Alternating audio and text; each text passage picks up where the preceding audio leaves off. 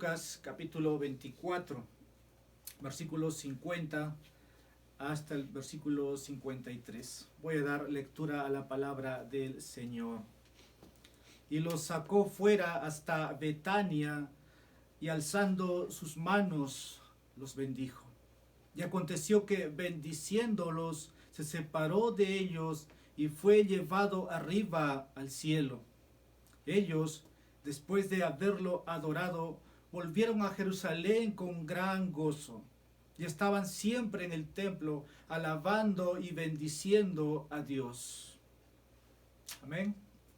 Así termina el libro de Lucas. Vamos a ir en oración. Padre de la gloria, te damos gracias por este domingo. Aún, Padre, podemos respirar. Hemos empezado dando lectura a lo que el Salmo nos recuerda, que todo lo que respire alabe a Yahweh, a Yahweh. Señor, estamos aquí y nos has recibido y nos has bendecido a través ya del tiempo de los cantos, donde recordamos, Padre, lo que tú has hecho por nosotros a través de tu Hijo, al mostrarnos tu poder en esa cruz. Padre, ahora nos acercamos a esa santa palabra que debiera ser leída, debiera ser explicada. Y gracias por este año que vamos a poder finalizar este evangelio que nos has regalado, el evangelio de Lucas. En estos años, Padre, tu pueblo se ha beneficiado y quien habla también ha sido muy beneficiado. Que tu palabra, Señor, sea expuesta. Y Padre, pido tu ayuda para poder terminar este libro en este día y que sea entregado con veracidad. Y también, Padre, pedirte que tú ordenes mis pensamientos, tu palabra tenga el poder para poder transformar vidas. En Jesús te pedimos todo esto. Amén. Amén. Siempre es un privilegio estar delante de ustedes y siempre va a ser así para cualquier predicador, y sobre todo cuando finaliza un libro como ese, el Evangelio de Lucas. Quiero titular a este sermón: la ascensión de Jesús debería llevarnos a adorarle y regocijarnos. Así se llama este sermón. La ascensión de Jesús debería llevarnos a adorarle y regocijarnos. La semana pasada vimos unos versículos anteriores de cuál es la misión de la iglesia y cuál es el mensaje que la iglesia debe predicar. Y Lucas, el evangelista, ahora nos va a llevar con la última parte de su escrito, que tiene que ver con la ascensión de Jesús. Pero al mismo tiempo, los discípulos, después de que ha pasado todo lo que ha acontecido antes de la crucifixión, post-resurrección de Cristo, cuáles fueron sus reacciones. Y estos hombres, con su mensaje, hasta el día de hoy nos siguen hablando de cómo vidas han sido transformadas. Para los discípulos este mensaje fue que ellos debieran estar gozosos, pero al mismo tiempo deben estar alabando y bendiciendo a Dios. En la mayoría de los libros, normalmente cuando se concluye con una final feliz. Y tal vez sea esa la tapa o el cierre de este evangelio. Pero también puedo poner de otra manera. A veces no nos gustan las despedidas, y cuanto menos cuando un ser querido se está despidiendo y nunca más vamos a verlo. Pero hoy día vivimos en la era de la informática o de la ciencia, que cuando una persona viaja a otro lado, fácilmente puede comunicarse o puede tomar un vuelo o viajar horas en bus y llega. Pero si remontamos 200 años o 300 años atrás, la gente tenía que enviar una carta y una carta demoraba meses a veces en llegar. Era una forma de comunicarse, una forma de despedirse o de saber cómo estaba. Bien, hay despedidas difíciles, pero al final a veces uno termina aceptando, porque si una persona se está despidiendo y sabes que no va a volver, eso te llena de tristeza. Pero aquí vamos a ver que, ¿por qué los discípulos estaban ahora gozosos? Porque Jesús ahora va, dice versículo 51, aconteció que bendiciéndolos se separó de ellos y fue llevado arriba al cielo. Es como una despedida. Jesús se está yendo. Jesús acaba de cumplir el plan del Padre que había sido destinado para él. Y Jesús se va a ir al cielo con aquella gloria que tenía con el Padre antes de que el mundo existiese. Y los discípulos se dan cuenta, versículo 52, dice, ellos, después de haberle adorado, volvieron a Jerusalén con gran gozo. Lo que vamos a ver en esta noche es esto, hermanos, para que nosotros podamos ser fructíferos en el ministerio o en lo que hacemos, primero debemos adorarle. Y mucho de eso pasa en un servicio, en un culto, que no nos podemos ir directo a reunir y que haya exposición. Tiene que haber adoración. Igualmente digo que la predicación es adoración, pero los discípulos aquí están adorando. Antes de hacer misiones, antes de hacer evangelismo o antes de que los apóstoles hagan el ministerio apostólico, llevando ese mensaje, ellos están adorando. Tenemos que primero adorar a Dios, luego trabajar. ¿Y desde dónde? Vimos la semana pasada desde Jerusalén. Cristo dijo que empiece en Jerusalén. Así que este escrito de Lucas nos pone aquí a los discípulos. Esto no es una partida de tristeza para ellos, pero un poco extraño la respuesta de los discípulos, porque Jesús se está separando. Jesús se está aislando de ellos, pues en otras palabras está ascendiendo, pero no hay tristeza en ellos. No hay tristeza, sino alegría.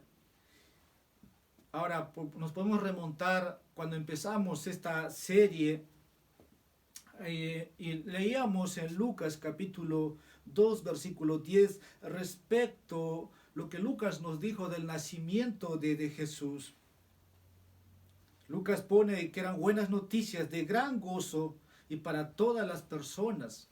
Vamos a dar lectura y vamos a recordar cómo empieza el libro.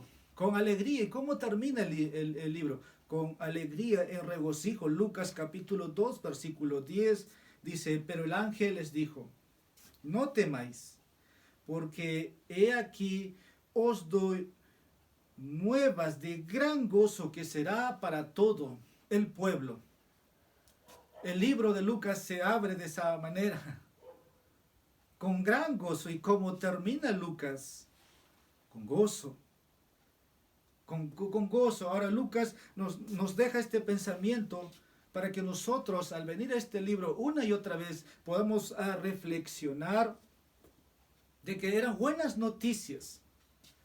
Ahora aquí el tema es por qué los discípulos tuvieron este gozo cuando Jesús se acercó, sabiendo que Jesús se va a ir.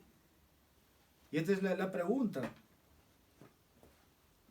Jesús no está con nosotros corporalmente. Los discípulos también sabían que Jesús ya se iba a ir y mantuvieron su gozo, se mantuvieron adorando. Pero lo que Lucas pone, tanto para los apóstoles, para nosotros, hermanos, Jesús no está con nosotros corporalmente, pero debemos mantenernos con gozo, porque su ida tiene retorno. No es como cuando perdemos un ser querido, sabemos que no va a regresar, pero sí sabemos que nosotros nos vamos a unir a ellos, si ha profesado nuestra fe ellos. Entonces, los discípulos aquí también nos enseñan esto. Jesús no está con nosotros, nosotros debemos mantenernos con gozo porque nuestro Señor ha ascendido a los cielos, con aquella gloria que tenía antes de que viniese a este mundo. Y en ese estado debemos bendecir a Dios. Eso es lo que están haciendo aquí, versículo 53. Y estaban siempre en el templo. ¿Qué hacían los apóstoles? los discípulos, alabando y bendiciendo a Dios. El Señor está exaltado en gloria, está a la diestra del Padre. Entonces la iglesia, los creyentes, debiéramos mantenernos en esa posición, alabando y bendiciendo a Dios. Todo lo que respire, alabe allá, como hemos leído al empezar este culto. Ahora este es el pensamiento o el propósito de este mensaje. El ver a Jesús ascendido a lo alto debería llevarnos a adorarlo y alegrarnos. Ese es el mensaje en resumen. Ahora vamos a analizar las implicaciones de la ascensión de Jesús, de cómo se desarrolla, qué es lo que debemos considerar, y debemos tener muy en claro esta parte, porque es parte del Evangelio que se nos ha entregado. Aquí hay 24 capítulos, ¿verdad? Donde hemos estado por más de 3 años y vamos a finalizar, y sé que cuando lo tenga la oportunidad para volver, lo haremos. El Evangelio, Hechos, que es el mismo autor Lucas, registra en el primer capítulo también lo que estamos viendo aquí respecto a la ascensión. Si es el mismo día de la resurrección, porque se entiende que hay 40 días, Lucas deja claro que este evento tuvo lugar 40 días después de la resurrección. Pero también vamos a decir que es inconcebible que Lucas pueda contradecirse en Hechos y en Lucas, pero al menos hay algunas razones por las cuales en esta noche vamos a ver que esto que encontramos debe llevarnos a adorar, a alegrarnos. Y quiero empezar con mi primer punto. La ascensión de Jesús debería hacernos adorarlo y alegrarnos, porque significa la finalización de su ministerio terrenal. Repito, la ascensión de Jesús. ¿Qué produce en ti, hermano? ¿Qué produce en ti, amigo? Que Jesús ya no está en una tumba, sino que Jesús ha resucitado. Eso debería llevarnos a adorar y alegrarnos, porque significa que Jesús ha terminado su ministerio terrenal. Ahora Jesús aquí de este mundo se va no porque lo han asesinado, no porque fracasó su plan que él había aceptado, el plan soberano de Dios, y ahora tiene que irse porque los hombres lo han crucificado aquí en la tierra, porque le han tratado mal. Entonces Jesús tiene que ahora volver al cielo de donde vino. Jesús se fue derrotado, frustrado, porque terminó de esa manera colgado en una cruz. Pero en realidad todo lo que había acontecido era parte del plan predeterminado de Dios. Jesús nunca fracasó. Jesús estuvo en el centro de la voluntad del Padre, puesto los ojos siempre adelante. Más bien vamos a dar lectura a cómo lo pone el otro evangelista, Juan. Evangelio de Juan, capítulo 17, versículo 4, para que podamos maravillarnos nosotros. Dice, yo te he glorificado en la tierra. Entonces el Hijo, todo lo que ha acontecido, estaba glorificando. Dice, yo te he glorificado en la tierra, he acabado la obra que me diste que hiciese. Su nacimiento virginal, su niñez, en el templo de los 12 años, el llamado, el ministerio, su bautizo, llama a los discípulos.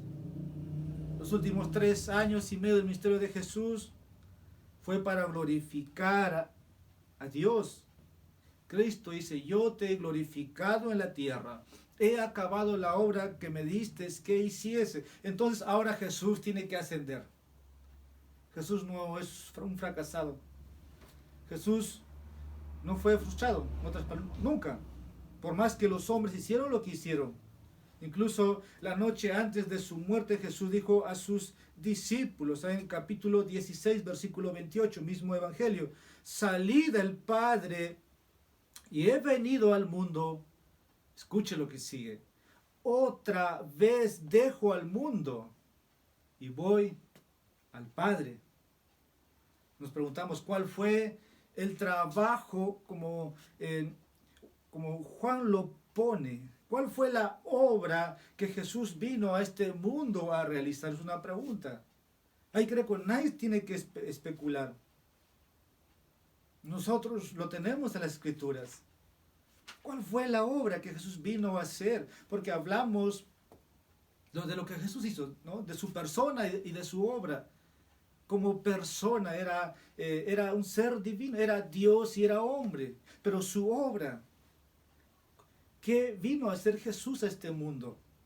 Mateo, capítulo 1, versículo 21. Este es el mensaje que nosotros conocemos, el mensaje que debemos predicar. Dice el otro evangelista: y dará a luz un hijo, y llamará su nombre Jesús, porque él salvará a su pueblo de sus pecados. Entonces, la obra que vino Jesús a hacer, ¿cuál es según Mateo? A salvar a su pueblo de sus pecados. No hay que especular. Pero la raza humana está en rebelión contra este Dios. La raza adánica, la naturaleza caída en Adán, por cuanto todos pecaron en Adán, todos están destituidos de la gloria de Dios. Pero el Padre tiene un pueblo desde la eternidad. Y Jesús voluntariamente aceptó venir para salvar a ese pueblo. Pero en el presente la raza humana es enemiga de Dios. Dice en Romanos 5 que aún siendo enemigos, Dios trazó un plan para reconciliarnos, de enviar a su Hijo. Entonces solamente así Jesús salvaría a su pueblo de sus pecados. Porque todos estamos sentenciados a la condenación eterna. Romanos capítulo 5, versículo 12. Por tanto, como el pecado, dice el texto, entró en el mundo por un hombre, y por el pecado la muerte. Así la muerte pasó a todos los hombres, por cuanto todos pecaron. Esa es la condición de la raza humana. Todos han pecado y no hay maneras de poder hallar vida o perdón de pecados fuera de Jesucristo, porque Jesucristo ofrece perdón de pecados. No hay otro mediador entre Dios y los hombres sino Jesucristo, Jesús, su obra, su persona. Todos estamos perdidos. Si no tienes a Cristo, estás más perdido, estás condenado. Y la mayor necesidad del hombre es el perdón de sus pecados. Y con eso quiero decir, todos necesitamos un Salvador. No podemos salvarnos a nosotros mismos. Y la misión de Jesús fue eso, salvar a su pueblo de sus pecados. Lucas capítulo 19. Recuerdo haber usado esta cita cuando empecé esta serie. Y es muy conocido. Lucas capítulo 19, versículo 10. Oyendo, estoy en la cita. Perdón, es capítulo 19, versículo 10. Porque el Hijo del Hombre vino a buscar y a salvar lo que se había perdido. La raza humana, cada hombre, cada criatura, en el pasado, en el presente, en el futuro, cada criatura está perdido. Pero el Hijo del Hombre, Jesús, vino a buscar y a salvar lo que se había perdido. Por eso los profetas, incluso Isaías, comunicó, éramos como ovejas descarriadas, perdidos en su sendero. Tenía que aparecer el buen pastor. Entonces, Jesús vino a cumplir su misión. Su ministerio terrenal se había acabado. Por eso, Va a decir Juan, todo está terminado, consumado es, tetelestáis, todo está hecho. Porque Jesús vino a salvar lo que se había perdido. Lucas capítulo 1, versículo 26 al versículo 31, usted puede ver ahí del nacimiento de Jesús. No fue un nacimiento común, algo ordinario. Sabemos que fue algo sobrenatural, de cómo fue concebido por obra del Espíritu Santo. Diría, es muy milagroso. Pero era Dios, era el plan de Dios, de cómo iba a traer a su Hijo a este mundo, de cómo Dios se haría hombre en carne humana para vivir una vida que tú y yo no hemos vivido, y Él pueda cumplir toda la ley, que tú y yo hemos quebrantado toda nuestra vida, porque el pecado es infracción a la ley de Dios. Pero Jesús nos mostró cómo debemos vivir una vida santa, cómo debemos vivir una vida piadosa y cómo debemos vivir una vida en dependencia del Padre. Porque Jesús no hacía nada por su propia cuenta, sino hacía todo lo que el Padre le había dicho que tenía que hacer.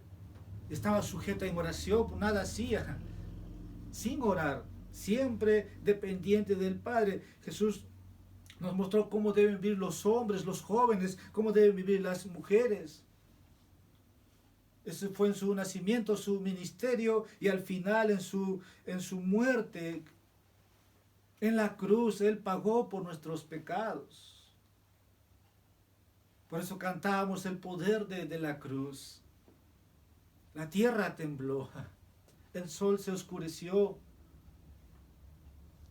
El pecado, la ira de Dios sobre el Hijo, de cómo por más que haya pasado todo eso, el hombre aún está en constante rebelión. Entonces, la muerte sacrificial de Jesús se realizó por nosotros en la cruz. Y no solamente su ministerio termina ahí, no solamente es Jesús siendo enterrado, hemos visto hasta aquí, sino que su resurrección corporal entre los muertos. Hemos visto ya semanas atrás de cómo Jesús resucita y Dios acepta su sacrificio, y de esa manera Dios está probando lo que su Hijo hizo, su Hijo unigénito, su ungido. Ahora Cristo resucitado encarga a sus discípulos que prediquen el mensaje de arrepentimiento, como vimos la semana pasada, el perdón de pecados, que se anuncie en su nombre a las naciones. Lucas capítulo 24, ahí versículo 47, y que se predicase en su nombre el arrepentimiento y el perdón de pecados en todas las naciones, comenzando desde Jerusalén. Ahora, la ascensión de Jesús al cielo fue el cumplimiento de la profecía que hizo él mismo a los propios judíos, a los líderes. Les habló de su juicio. Capítulo 22, Evangelio de Lucas, versículo 69. Les dijo él, pero desde ahora el Hijo del Hombre se sentará a la diestra del poder de Dios. Jesús cumplió la misión, pero antes de que estuviera comunicando a los discípulos, está diciendo ante el concilio aquí, a los propios líderes judíos, durante su juicio, que ahora el Hijo del Hombre se sentará a la diestra del poder de Dios. Por eso adoramos el domingo, el día que resucitó el Señor. Él está ahí. Él pagó nuestros pecados una vez y para siempre. Por un momento también quiero dar lectura a algunos pasajes. No solamente Él comunicó días antes esto, sino que ya estaba anunciado. El Salmo 110, versículo 1 nos va a decir, quiero dar lectura, el Salmo 110, versículo 1, Jehová dijo a mi Señor, siéntate a mi diestra. Siéntate a mi diestra. ¿Dónde está ahora? A la diestra del Padre, hasta que ponga a tus enemigos por estrado de tus pies. Volviendo al Nuevo Testamento, tenemos Primera de Corintios, capítulo 15, versículo 25, en ese gran pasaje donde se hace una remembranza del Evangelio, dice, porque preciso es que Él reine hasta que haya puesto a todos sus enemigos debajo de sus pies. Libro de Hebreos, una cita más, capítulo 10, versículo 12 y 13. Pero Cristo, habiendo ofrecido una vez para siempre un solo sacrificio por los pecados, se ha sentado a la diestra de Dios, y de ahí en adelante esperando hasta que sus enemigos sean puestos por estrado de sus pies. El ministerio terrenal de Cristo ha terminado, ahora vuelve a la gloria para que todos sus enemigos estén sujetos a Él. Dentro de un momento voy a explicar todavía esto, de cómo Cristo está reinando, o como diría el mismo autor de Hebreos, el capítulo 1, versículo 13. Pues, ¿a cuál de los ángeles dijo Dios, jamás siéntate a mi diestra hasta que ponga a tus enemigos por estrado de tus pies? La respuesta es a ninguno. Solamente el lugar le corresponde al Hijo que cumplió la obra que el Padre le había encomendado, el cual es el resplandor de su gloria y la imagen misma de su sustancia, versículo 3, y quien sustenta todas las cosas con la palabra de su poder, habiendo efectuado, o sea, habiendo terminado, ¿no? Habiendo terminado su obra, su misión, efectuando la purificación de nuestros pecados por medio de sí mismo, se sentó a la diestra de la majestad en las alturas. Cristo en gloria. Los discípulos están alabando, están adorando, y nosotros debiéramos hacer lo mismo.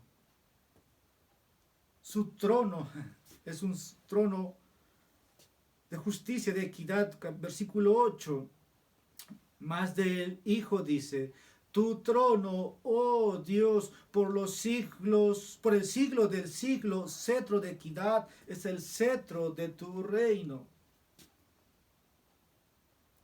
Su ascensión fue el cumplimiento de la profecía.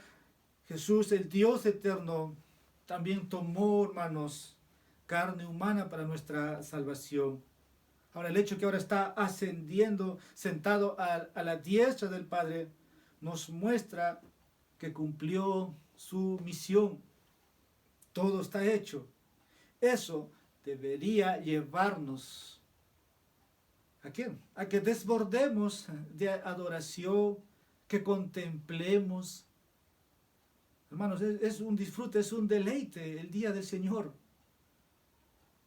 Puede haber mucho entretenimiento ese día, pero nada, cosa mejor hay que estar en la presencia de Dios. Porque nuestros corazones, hermanos, al escuchar todo, al leer esto, ¿cómo no vamos a poder disfrutar, contemplar? Nuestros corazones se regocijan. Ahora, algo sorprendente. Es la primera vez que Lucas declara aquí que verdaderamente o específicamente los discípulos adoraron a Jesús. Y si Jesús ha resucitado, ascendido al cielo, ellos lo presenciaron ese día, porque Jesús está que los bendice, ¿no? Y aconteció que bendiciéndolos se fue apartando. Se separó de ellos, dice el texto, y fue llevado arriba al cielo. Y de ahí se lee, los discípulos están ahí unidos, están adorando, están gozosos. Ellos han entendido lo que nosotros entendemos, que nuestros pecados han sido perdonados. Hemos sido reconciliados con nuestro Creador por medio de la sangre de Jesús. Y ahora tenemos esperanza, aún cuando muramos. Tenemos esperanza de resurrección entre los muertos, porque Jesús nos va a volver a levantar. ¿Y por qué no celebrar? Eso es lo que pasa cuando un creyente muere. La muerte solamente es un paso para estar cerca de aquel que nos amó, de aquel que entregó su vida por nosotros. Porque Jesús está a la diestra del Padre, en nuestro nombre, y esperando,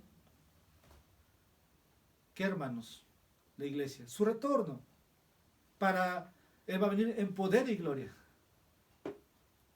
¿Podemos adorar? Entonces sí. ¿Podemos regocijarnos? Sí, porque su ministerio terrenal ha sido completo. Ahora quiero que pasemos al segundo encabezado. La ascensión de Jesús debería hacernos adorarlo y alegrarnos, porque significa el comienzo de su ministerio celestial. ¡Wow! La ascensión de Jesús ahora tiene que ver con el inicio del ministerio celestial de Jesús. Jesús le había dicho a sus discípulos antes que convenía que Él se fuera. ¿Para qué? Para que Él enviara al Consolador, al Espíritu Santo. Juan capítulo 14, versículo 28. Mas el Consolador, habéis oído que yo os he dicho, voy y vengo a vosotros. Si me amareis, os habréis regocijado, porque he dicho que voy al Padre, porque el Padre mayor es que yo. No es que con esto Jesús negaba su propia deidad, sino que se refería a las limitaciones de su humanidad, porque siempre estuvo sujeto, nada hizo por su propia voluntad. En su ministerio terrenal, Jesús se limitó voluntariamente a depender del Padre. Su gloria fue velada, se sometió a la voluntad del Padre. Esto incluye la cruz. Pero al regresar al Padre, sería restaurado en su lugar y gloria que tuvo Él antes de la fundación del mundo. Pero como prometió que enviaría al Espíritu Santo, para que el Espíritu Santo pueda capacitar a los discípulos, para que el Espíritu Santo pueda capacitarnos a nosotros y terminásemos la obra que Él había empezado con su sangre, y de cómo su rebaño sería reunido.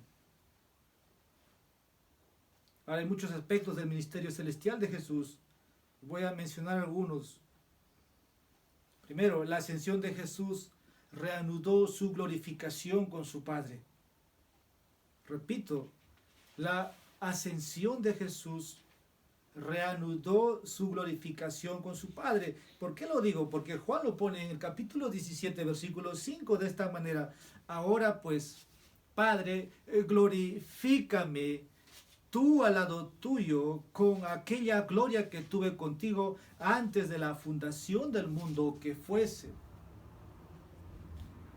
Muchos lucharían, sextas, entendiendo que Jesús no es Dios, pero Jesús es Dios.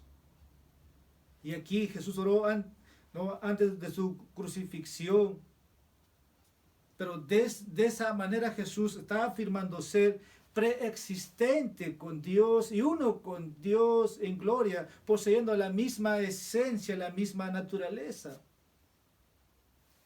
Ahora, la oración de Jesús se cumplió con su muerte, resurrección y ascensión.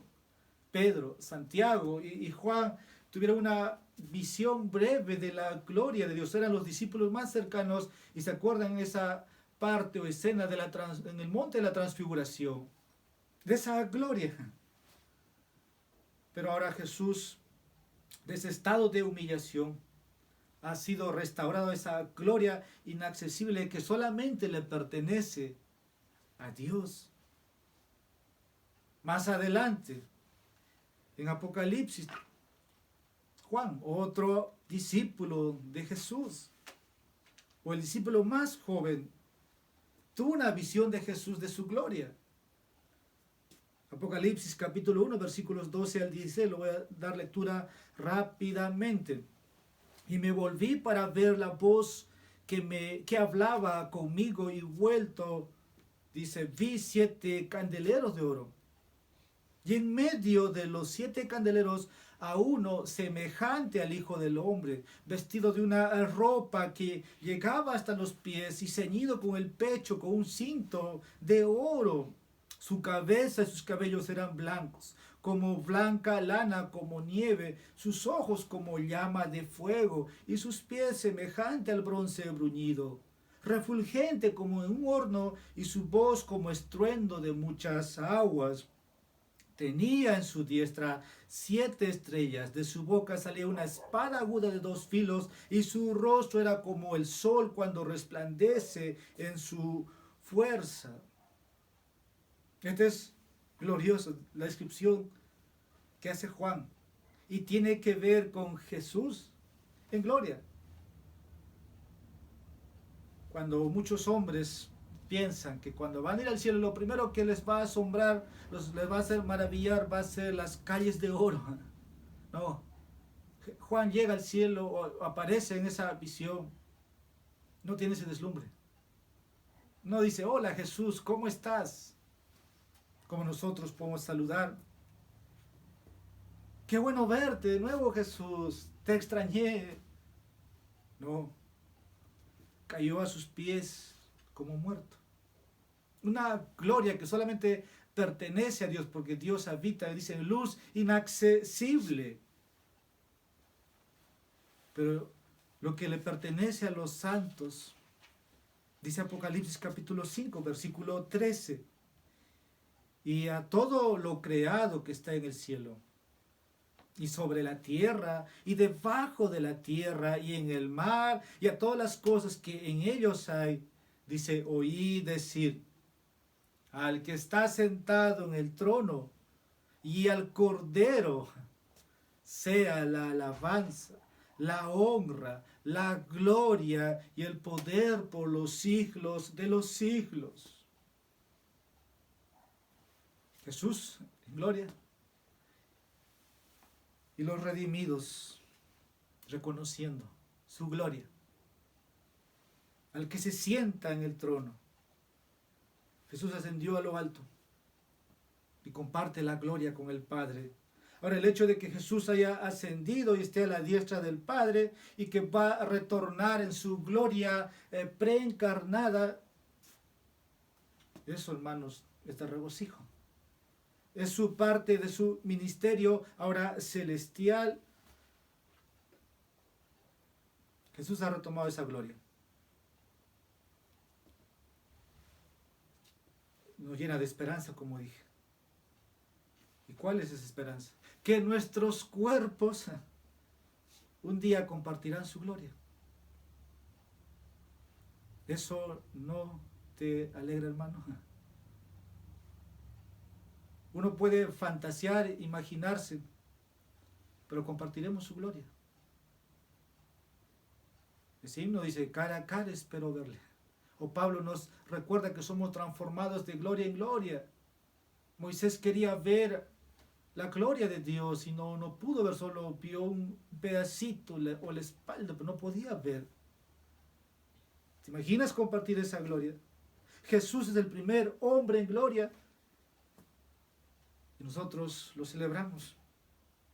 Que Él también va a transformar nuestro cuerpo de humillación y nos va a llevar a su presencia, a estar con Él. Como dice Romanos 8:28, el versículo 30. ser glorificados. Podemos leer por un momento para que puedas vislumbrar lo que te pertenece. Y a los que predestinó, a estos también llamó, y a los que llamó, a estos también justificó, y a los que justificó, a estos también glorificó. Tienes esa gloria que el Hijo va a compartir contigo. Otra razón, con la ascensión de Jesús comenzó su ministerio de intercesión por su pueblo. ¿No? El ministerio celestial, ahora su intercesión por su pueblo. Jesús está a la diestra de Dios, donde Él intercede por nosotros. Romanos 8, versículo 34, dice, ¿quién es el que condenará? Cristo es el que murió, más aún el que también resucitó, el que además está a la diestra de Dios, el que también, ¿qué dice? Intercede por nosotros. Hebreos, capítulo 7, versículo 25.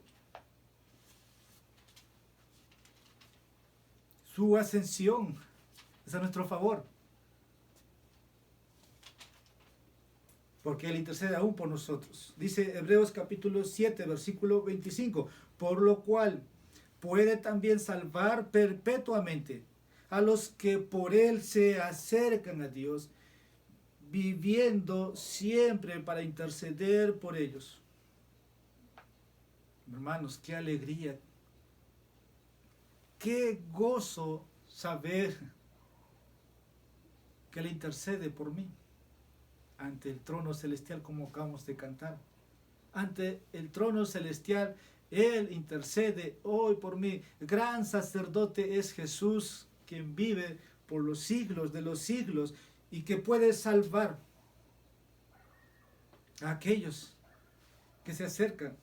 Ahora, esta intercesión implica no solo por nuestras necesidades que tengamos ante el Padre, sino que presenta su sangre, la misma presencia del Padre, como propiciación por nuestros pecados. Hebreos capítulo 9, versículo 24. Porque no entró Cristo en el santuario hecho de mano, figura de lo verdadero, del verdadero, sino en el cielo mismo, para presentarse ahora por nosotros ante Dios. O como dice Juan, el 1 Juan capítulo 2, versículos 1 al 2. Abogado tenemos, dice. Abogado tenemos. Tenemos un acceso continuo a Dios a través de Jesucristo, nuestro abogado. ¿Alguna vez has necesitado de un abogado? Bien, tienes un abogado. Es cierto, tiene que ir a una corte. Pero Cristo intercede por nosotros. Y no hay manera en que Cristo aquel día pierda un caso. Solamente Él dirá, yo morí por ellos, yo morí por ti. Esto nos debe hacer pensar, el Señor Jesús ha ascendido, está en la presencia de Dios, tenemos acceso en el Espíritu al Padre. Efesios capítulo 2, versículo 18, porque por medio de Él, los unos y los otros, ¿qué dice? Tenemos entrada por un mismo Espíritu al Padre. La ascensión de Jesús. Entonces debería hacernos adorar, alegrarnos porque Él intercede por nosotros. Tercero, con la ascensión de Jesús comenzó su preparación de un lugar para su pueblo. Les dijo a sus discípulos que iba a preparar un lugar y volvería y Él los llevaría. Juan capítulo 14. El Evangelio de Juan. Tu morada, mi morada, se completa con la ascensión de Jesús. No se turbe vuestro corazón. Creéis en Dios, creed también en mí. En la casa de mi Padre muchas moradas hay, y si así no fuera, yo no os lo hubiera dicho. Voy pues a preparar un lugar para vosotros. Y si me fuese y os prepararé un lugar, vendré otra vez y os tomaré a mí mismo, para que donde yo estoy, vosotros también estéis. Ahora, Jesús está comunicando aquí un lenguaje. Él lo puede hacer solamente hablando, por el poder de su palabra. Quiere que entendamos, nada más. Y Él lo va a cumplir su palabra. Y es razón, hermanos, para poder adorarle, adorarle. El Señor dijo que va a regresar. Entonces su ascensión debe llenarte de alegría, porque su palabra se cumplió. Y tu futuro está garantizado. No por obras, no por méritos, sino por su obra en la cruz. Cuarto, con la ascensión de Jesús comenzó su dominio presente y futuro sobre el cielo y la tierra. Con su ascensión Jesús empezó, hermanos, su dominio presente y futuro sobre el cielo y la tierra. Pedro nos dice que Él está a la diestra de Dios.